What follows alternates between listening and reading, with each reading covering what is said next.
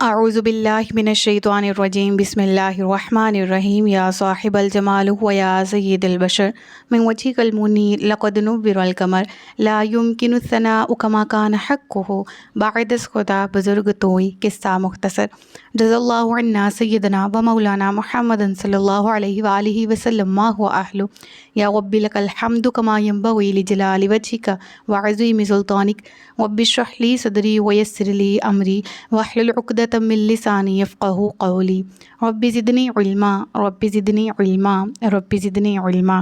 السلام علیکم ورحمۃ اللہ وبرکاتہ۔ میں حافظہ افرا جاوید اسلام آپ سب سے مخاطب ہوں اپنے یوٹیوب چینل انفینٹ اسلام میں آپ سب کو خوش آمدید کہتی ہوں۔ امید کرتی ہوں آپ سب خیریت سے ہوں گے، زندگی پرسکون پر اطمینان اور ایمان بالخیر گزر رہی ہوگی۔ پارہ نمبر 14 اس کا سیکنڈ لاسٹ سبق ہے آج انشاءاللہ۔ آیت نمبر 128 کل ہیں اور جس میں سے ہم نے گزشتہ اسباق آیت نمبر 110 تک پڑھ لی ہیں۔ آج کے سبق میں آیت نمبر 111 سے باقاعدہ آغاز کیا جا رہا ہے، جس میں اللہ رب العزت ارشاد فرماتا ہے، اور یاد کرو جس دن ہر جان اپنی طرف سے جھگڑتی ہوئی آئے گی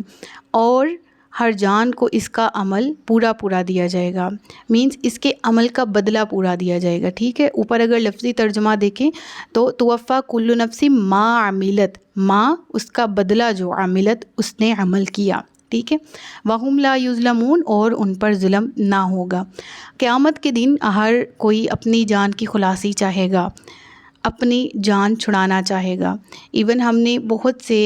دوسرے قرآن کریم کے مقامات پر یہ پڑھا کہ مشرکین اپنی جان کے چھٹکارے کے لیے اگر زمین بھر کے سونا بھی فدیۃً دیں تو ان کا وہ سونا بھی قبول نہ کیا جائے گا اور اس کے بدلے میں ان کی جان نہیں چھوڑی جائے گی، یعنی کہ ان کو ان کے برے اعمال کی سزا ضرور دی جائے گی۔ پھر ہم نے قرآن کریم کے دوسرے مقامات پر پڑھا کہ لا تزر وازرۃ وزر اخری، ہر جان اپنا ہی بوجھ اٹھائے گی، کسی دوسری جان کا بوجھ نہیں اٹھائے گی، ہاں الا ما سوائے اس کے کہ جس نے کسی شخص نے کسی دوسرے کو گناہ پر ابھارا یا کوئی گناہ ایجاد کیا جس پر دوسرے لوگ گناہ کرتے ہوئے چلے، تو اس صورت میں گناہ کا طریقہ ایجاد کرنے والے کو ان چلنے والوں کے برابر بھی گناہ دگنا کر کے، اور جتنے لوگ وہ گناہ کر رہے ہیں اتنے گناہ کا عذاب اس کو دیا جائے گا، استغفر اللہ۔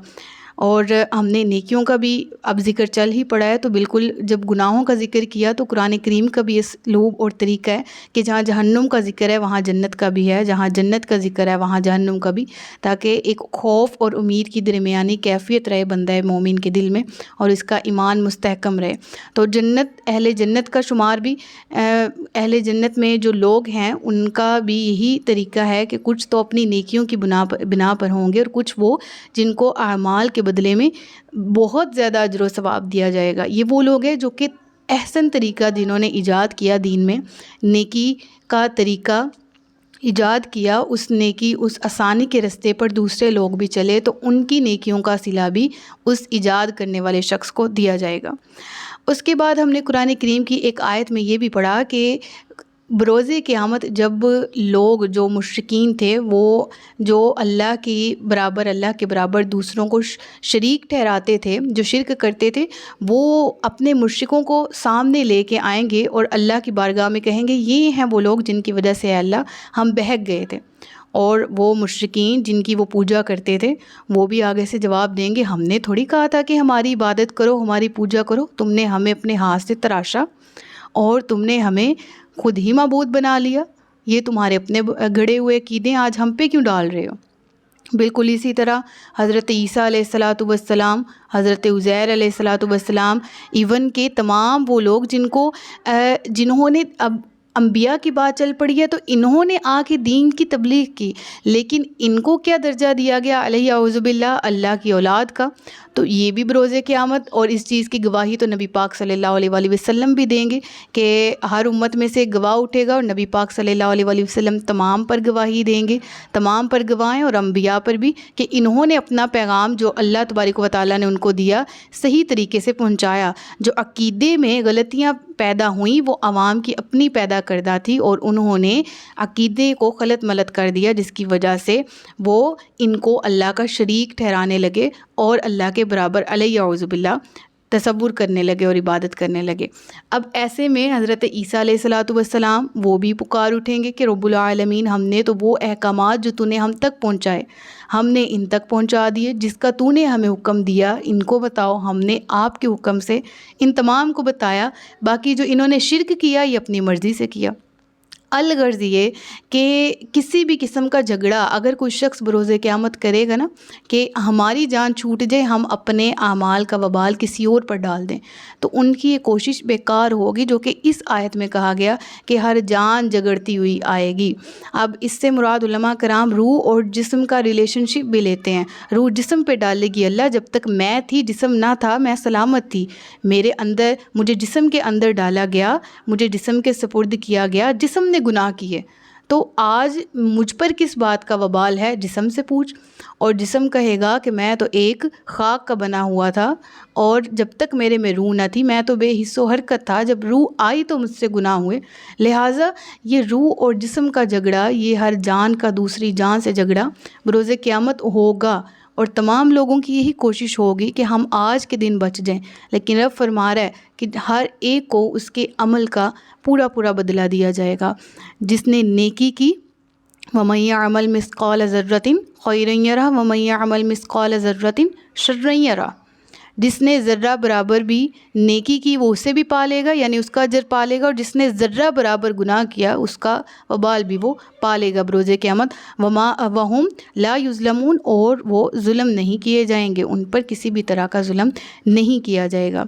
پھر اور اللہ نے ایک ایسی بستی کی مثال بیان فرمائی جو امن و اطمینان والی تھی، ہر طرف سے اس کے پاس اس کا رزق کثرت سے آتا تھا، اور وہاں کے رہنے والے اللہ کی نعمتوں کی ناشکری کرنے لگے تو اللہ نے ان کے اعمال کے بدلے انہیں بھوک اور خوف کے لباس کا مزہ چکھایا۔ اب اس آیت میں جو بستی مراد ہے نا، مفسرین کہتے ہیں کہ اس سے مراد کوئی بھی گزشتہ کسی قوم کی بستی ہے کہ جس کا ذکر قرآن میں کیا گیا اور نام نہیں لیا گیا، کہ وہ بستی عیش و عشرت میں لوگ وہاں رہتے تھے، ہر قسم کے پھل وہاں ہوتے تھے، اور بھوک افلاس خوف کسی بھی قسم کا کوئی ڈر نہیں تھا، اور ان لوگوں نے اس کثرت رزق کثرت نعمت کی وجہ سے اللہ کو پہچاننے کے بجائے اللہ کی ناشکری کی، تو کیا ہوا کہ اللہ نے ان کی ناشکری کے بدلے ان سے وہ تمام نعمتیں جو دی گئی تھیں وہ چھین لیں، اور اس کے بدلے میں انہیں خوف کے لباس کا، بھوک کے لباس کا مزہ چکھایا۔ اب یہاں پر پہلے جو ہمیں مورل لیسن مل رہا ہے وہ بتاتی ہوں، پھر اس کے بعد جو اختلافی رائے ہے اور ایک اور رائے ہے کہ اس سے مراد مکہ ہے، اس پہ بھی تھوڑی سی تفصیل سے بات کر لیں گے۔ تو سب سے پہلے مورل لیسن کی بات کر لیتے ہیں کہ اللہ تبارک و تعالیٰ اس آیت میں جو مینشن ہے، اب بستی کا نام مینشن نہیں ہے لیکن جو لیسن ہے وہ مینشن ہے، اور وہ کیا ہے کہ نعمتیں عطا کی جائیں اور اگر ان کی ناشکری کی جائے تو وہ نعمتیں چھین لی جاتی ہیں۔ اب اس آیت میں صاف واضح ہے کہ اس میں امن تھا، اطمینان تھا، اس نے ناشکری کی نعمتوں کی تو اس کے بدلے کیا آیا، خوف آ گیا۔ پھر ان کو رزق ملا، انہوں نے ناشکری کی، اس کے بدلے وہ کس چیز میں مبتلا ہو گئے ناشکری کی وجہ سے، بھوک میں۔ تو جو بھی نعمت ہے اس کا شکر نہیں ادا کریں گے تو اس سے اپوزٹ ورس چیز آپ کی لائف میں آ جائے گی، آ سکتی ہے۔ لہٰذا نعمت کی شکر گزاری وہ چیز ہے جو نعمت کو بڑھا دیتی ہے، اور ناشکری سے وہ جو تھوڑی سی نعمت بھی اگر ملی ہے تو اس سے اگر آپ ناشکری کر رہے ہیں تو وہ بھی چھین لی جا سکتی ہے۔ اب اگر مکہ کی بات کریں نا، جو مفسرین کہتے ہیں کہ ایک بستی جیسے کہ مکہ کے رہنے والے جو امن و اطمینان سے تھے، ان پر لٹیرے اور ڈاکو چڑھائی کرتے، نہ وہ قتل اور قید کی مصیبت میں گرفتار کیے جاتے، ہر طرف سے ان کے پاس ان کا رزق کثرت سے آتا، اور وہ لوگ نافرمانیاں کر کے اللہ عز و جل کی نعمتوں کی ناشکری کرنے لگے، اور انہوں نے اللہ عز و جل کے نبی صلی اللہ علیہ وآلہ وسلم کی تکذیب کی، تو اللہ عز و جل نے ان کے اعمال کے بدلے میں انہیں بھوک اور خوف کے لباس کا مزہ چکھایا کہ 7 برس تک نبی اکرم صلی اللہ علیہ وآلہ وسلم کی دعائے ضرر کی وجہ سے قحط اور خشک سالی اور مصیبت میں گرفتار رہے، یہاں تک کہ مردار کھاتے تھے۔ پھر امن اور اطمینان کے بجائے خوف و ہراس ان پر مسلط ہوا، اور ہر وقت مسلمانوں کے حملے اور لشکر کشی کا اندیشہ رہنے لگا ان کو، اور یہ ان کے اعمال کا بدلہ تھا۔ یعنی وہ مشرکین جو سرداران عرب کہلاتے تھے،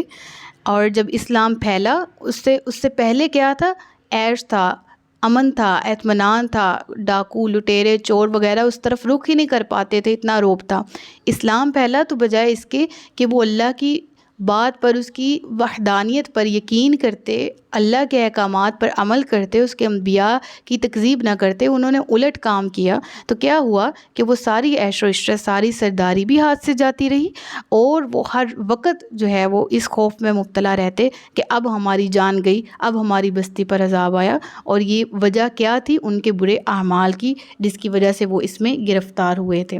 اس کے بعد اگلی آیت پڑھ لیتے ہیں۔ وَلَقَدْ، اور بے شک ان کے پاس انہی میں سے ایک رسول تشریف لایا تو انہوں نے اسے جھٹلایا تو انہیں عذاب نے پکڑ لیا اور وہ زیادتی کرنے والے تھے۔ اس کی ڈیٹیل ابھی پچھلی آیت میں نے پڑھ لی۔ اس کے بعد پڑھتے ہیں تو اللہ کا دیا ہوا حلال اور پاکیزہ رزق کھاؤ اور اللہ کی نعمت کا شکر ادا کرو اگر تم اس کی عبادت کرتے ہو۔ اس آیت میں ایک تنبیہ بھی کی جا رہی ہے اور ایک خوشخبری بھی دی جا رہی ہے۔ سب سے پہلی بات کہ ہر وہ رزق جو نیچر وائز حلال ہے اور حلال طریقے سے، یعنی حلال نیچر وائز، یعنی جس کا حکم یہ ہے کہ وہ حلال ہے اللہ کی طرف سے، اور دوسرا کیا، وہ حلال طریقے سے کمایا گیا ہے، حلال طریقے سے ذبح کیا گیا ہے، تو وہ تمام چیزیں حلال ہیں، ٹھیک ہے، وہ تمام چیزیں جائز ہیں، کھانا بھی کھلانا بھی۔ اب جو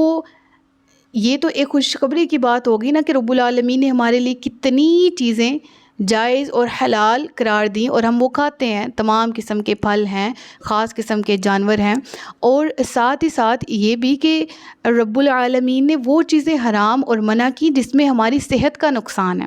جس میں ہماری صحت کو نقصان ہو سکتا ہے، رب العالمین نے منع فرما دیا، وہ ہم پہ حرام کر دیا۔ اس کو تو میڈیکل سائنس بھی آج پروف کر رہی ہے، ٹھیک ہے۔ پھر اس کے بعد تنبیہ کیا ہے اس آیت میں کہ بلا وجہ حلال چیزوں کو حرام نہ ٹھہرایا جائے۔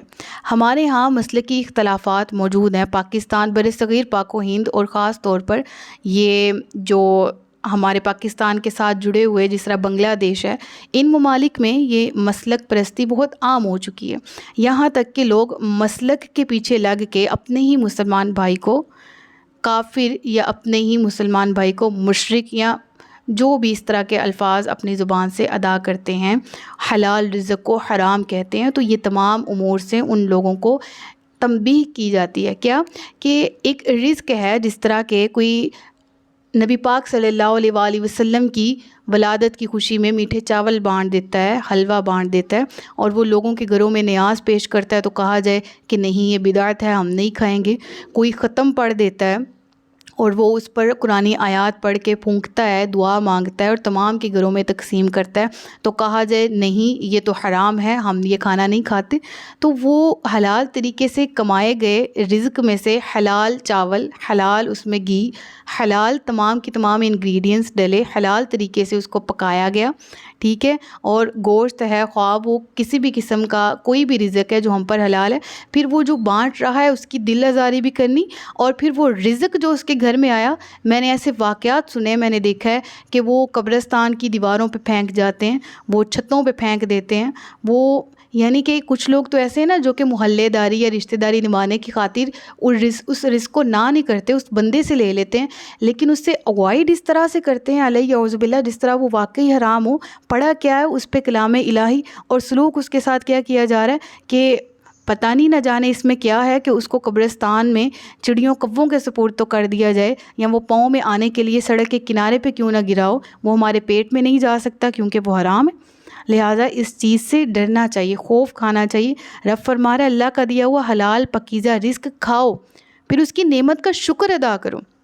اگر تم اس کی عبادت کرنے والوں میں سے، اگر تم اس کو الہ مانتے ہو۔ پھر کیا چیزیں حرام کی گئیں رب العالمین نے اس کی ڈیٹیل سورۃ الانعام میں گزر چکی ہے اور خاصی ڈیٹیل اس میں بیان ہوئی ہے، لہٰذا یہاں پر اجمالی طور پر ذکر کروں گی۔ تم پر صرف مردار اور خون اور سور کا گوشت اور وہ جس کے ذبح کرتے وقت اللہ کے سوا کسی اور کا نام پکارا گیا ہو سب حرام کر دیا، پھر جو مجبور ہو اس حال میں کہ نہ خواہش سے کھا رہا ہو اور نہ حد سے بڑھ رہا ہو تو بے شک اللہ بخشنے والا مہربان ہے۔ ٹھیک ہے. اس کے بعد یہ بالکل وہی آیت آ رہی ہے کہ جس کے بارے میں ابھی میں مفہوم ابھی ذکر کیا، اور تمہاری زبانیں جھوٹ بولتی ہیں، اس لیے نہ کہو کہ یہ حلال ہے اور یہ حرام ہے کہ تم اللہ پر جھوٹ باندھو، بے شک جو اللہ پر جھوٹ باندھتے ہیں وہ کامیاب نہ ہوں گے. تھوڑا سا فائدہ اٹھانا ہے اور ان کے لیے دردناک عذاب ہے.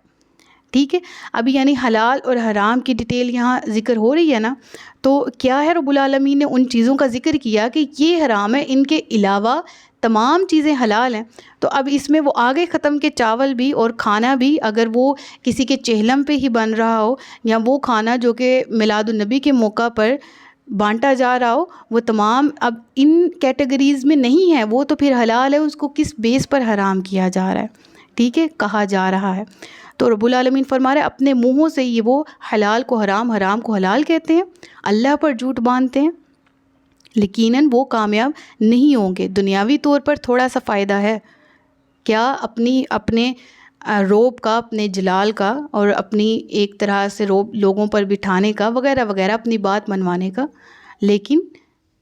بروز قیامت وہ دردناک عذاب میں مبتلا کیے جائیں گے. پھر رب العالمین فرماتا ہے یوں ہی یہودیوں نے کیا تھا، خود پر ہی اپنی بنائی ہوئی طور طریقوں سے، اپنے بنائے ہوئے رولز کے تحت خود پر ہی اللہ کی حلال کردہ کو خود پر جان بوجھ کر حرام کرتے تھے، حرام ٹھہراتے تھے. تو رب العالمین نے اس کے ان عمل کے بدلے میں وہ حلال چیزیں جو کہ ہر امت پر حلال تھی ان پر ان کی وجہ سے حرام کر دی، جس کا ذکر آ رہا ہے. اور ہم نے صرف یہودیوں پر وہ چیزیں حرام کی تھی جو ہم نے پہلے آپ کے سامنے بیان کی ہیں، اور ہم نے ان پر ظلم نہیں کیا، لیکن وہ خود اپنی جانوں پر ظلم کرتے تھے. اس کا ڈیٹیل ذکر بھی پچھلی صورتوں میں گزر چکا ہے، خاص طور پر سورۃ الانعام میں. تو وہ آیات کا ریفرنس میں دے دوں گی آپ کو، آپ نے ان آیات کو اسی چینل پر پلے لسٹ میں جا کے سرچ کرنا ہے اور ان آیات کی تفسیر دوبارہ سے پڑھ لینی. اگر آپ بھول چکے اور اگر آپ نے نہیں سنی تو آپ جا کے سن لیجئے گا. پھر رب العالمین فرماتا ہے پھر بے شک تمہارا رب ان لوگوں کے لیے غفور الرحیم ہے جو نادانی سے برائی کر بیٹھیں، پھر اس کے بعد توبہ کر لیں اور اپنی اصلاح کر لیں. بے شک تمہارا رب اس کے بعد ضرور بخشنے والا مہربان ہے. یہ آیت بہت زیادہ فیمس ہے سوشل میڈیا پر بھی، اور یہ آیت کی تفسیر کچھ اس طرح سے ہے کہ نادانی میں گناہ ہو جائے، رب العالمین سے توبہ کی جائے، اور پھر ایسا نہیں یہاں پر بات ختم نہیں کی، جس سے گناہ ہوا اس نے توبہ کی، اللہ توبہ قبول کرنے والا ہے. رب العالمین نے پھر شرط لگائی، اور وہ شرط کیا ہے توبہ کی؟ وہ یہ ہے کہ رب العالمین فرما رہا ہے کہ توبہ کے بعد انہوں نے توبہ کی تو پھر اپنی اصلاح بھی کریں. پھر رب العالمین فرما رہا ہے کہ بے شک اس کے بعد تمہارا رب ضرور بخشنے والا اور مہربان ہے. یعنی گناہ کے بعد توبہ کرنا اور پھر اپنی اصلاح کرنا، یہ یقیناً آئندہ گناہوں سے باز رکھتا ہے اور توبہ کی قبولیت کا سبب بھی بنتا ہے. لہٰذا اب سورہ النساء کی آپ نے آیت نمبر 160 اور سورہ الانعام کی آیت نمبر 146 جو ہے اس میں باقی کی تفصیلات پڑھ لینی ہے. انشاءاللہ نیکسٹ اور آخری رکوع کے ساتھ آپ کی خدمت میں حاضر ہوں گی. صدق اللہ العلی العظیم و صدق رسولہ النبی الکریم. سچ فرمایا اللہ نے جو عظمت والا ہے. اپنا بہت سا خیال رکھیے گا، مجھے دعاؤں میں یاد رکھیے گا. تاجدار ختم نبوت زندہ باد، پاکستان ہمیشہ زندہ باد. السلام علیکم ورحمۃ اللہ وبرکاتہ.